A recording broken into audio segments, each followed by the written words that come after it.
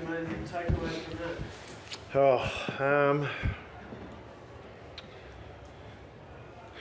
Well, I mean, Melbourne are a good side, and we had no answers for them early in the game. I was pleased that, after quarter time, it's a 20-point game for the rest of it. Now, of course, they're already 35 points up or 34 points up at quarter time. So I was pleased with the resilience of our group, and the fact we found a couple of different things in the game. There were some positives of individual players, and the resilience. Our third quarter, I think we scored more in the third quarter today than the rest of the season's thirds combined. So that was a couple of positive things coming out of the game.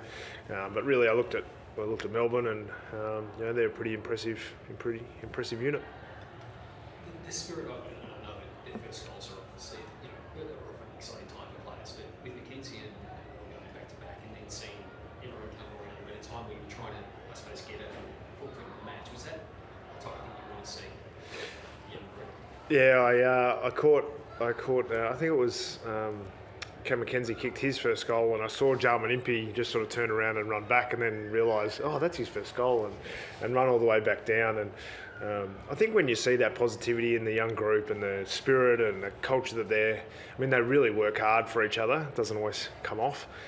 We did our best to create goals for the opposition out of scoring opportunities for ourselves today, but I think when you looked at the spirit of that, and even Meekie kicked a goal as well in that period, and I just thought across the course of, we have Reevesy as a laid out today, and Meekie's going up against, and he's, I think it's his 20th game or 21st game, and he's playing against Grundy and Gawn. It's pretty tough.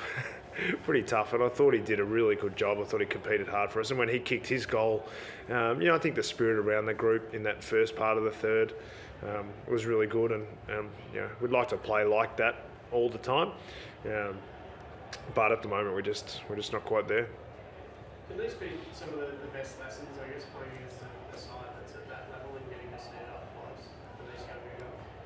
Yeah, we touched on it briefly after the game about what did you notice about them, and the standards that Melbourne drive, and when they made a change to their game, every player in their group knew what to do, and if someone went away from it, they were really hard on each other, and they're a group that have been together for a long time. I think Goody's done a great job of getting them to get the best out of themselves over the last few years, and I think that they play a really sustainable brand of footy. They're really good in the contest, they're good all over the ground, really well set up defensively, and they're finding ways to score every week now. So they're a finished product of a group, and they're just trying to sustain that for as long as they can, and talk to our group really about took them a long time to get there, and we're at the early phase of that, and that's the type of side when you play against Hawthorn in years to come. You want to be knowing that you're coming up against a side that has all aspects of the game covered, because they've been doing it for a long time together.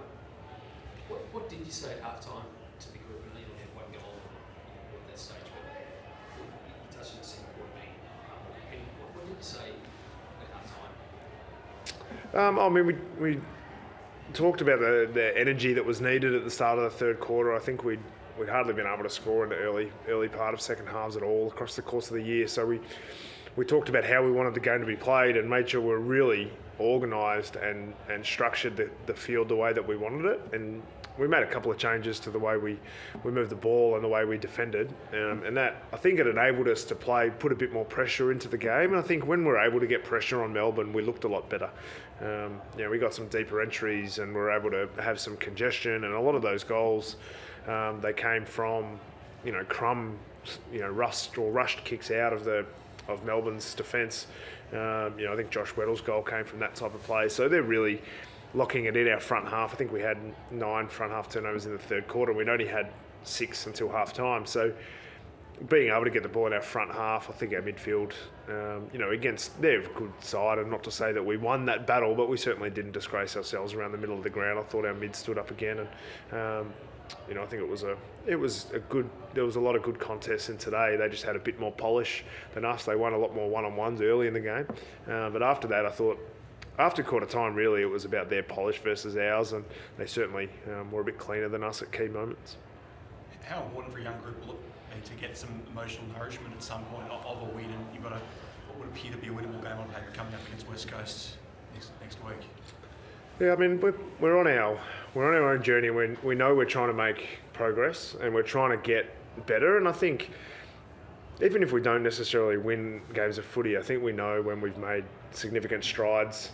You know, even though today we lost to a very good side, I think we still made some progress towards the direction we want to go. Whereas last week against Freo, I couldn't really have said that.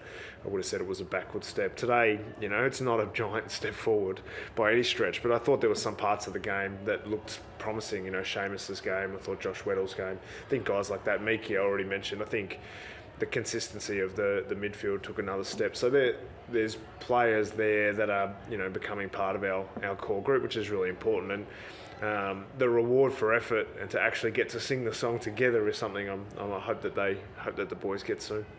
What is the mood of the group after a game like today? Is it like that enthusiasm for the future, or still that like immediate disappointment? It's really interesting. I think there's a bit of both. There's the longer a player has been around, the more that, you know, they rely on the wins and they need that feeling of singing the song and, you know, having that guilt-free, you know, hamburger after the game or whatever. But I think for the youth and the young guys, the wins and losses don't mean as much when you haven't consolidated your own spot in the side. So for the younger group, I think it's a bit more about what did I learn today? How can I improve? How can I get to where I want to be as a player? And I think collectively we looked at that game today and the amount of times that we went forward and we looked like we should score and then we're caught offside going back the other way because of someone slips over or a missed handball or a stubbed toe or something like that. I think we take confidence out of, okay, we just need to finish our own work, and that will give us a much better look. So there's a bit of both from both sides of it, I'd say.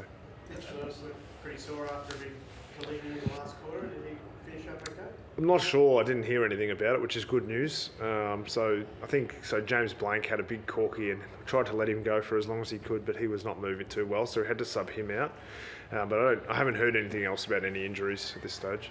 Have you been tempted to try to get Chad Wingard more involved in the game, given it is so hard down there, deep forward, side where the opportunities aren't coming as much as they would otherwise? I think trying to get Chad involved in the game is important for him, but I mean, with our group, our midfield is actually the one area that's going quite well. And I think when we got ready for this year, you know, you got Warple, Nash, Newcomb, and Day. Normally you sort of have four mids that get the lion's share of midfield minutes, and if any of those guys sort of start to fall away, you know, there's still Josh Ward and Dylan Moore and Connor McDonald and Cam McKenzie. So there's 8 players who are going to play through the middle of the ground. So Chad knows that he's got to be more potent in front of goal and look for scoring opportunities for us. So you know, he's not in the finest run of form of his career and far from it. So he's going to have to continue and try to find some form play in the front half. Just on that, is it tough for a guy, you know, at that stage of his career, in a clearly rebuilding side, when the ball's not coming down there? How do you sort of keep a guy going like that to keep motivation along?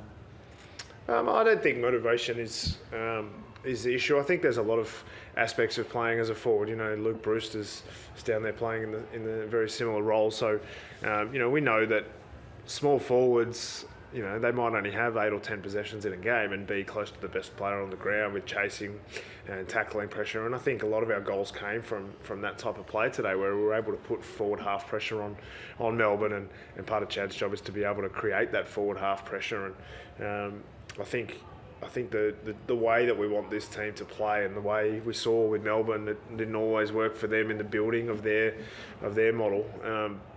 But they've got to a point now where they know what each other are doing all the time, and that's what we're going through, the ebbs and flows of that process at the moment, and that's how it has to work. Everyone has to play their role and get their own job done. Thanks, Sam. Cheers.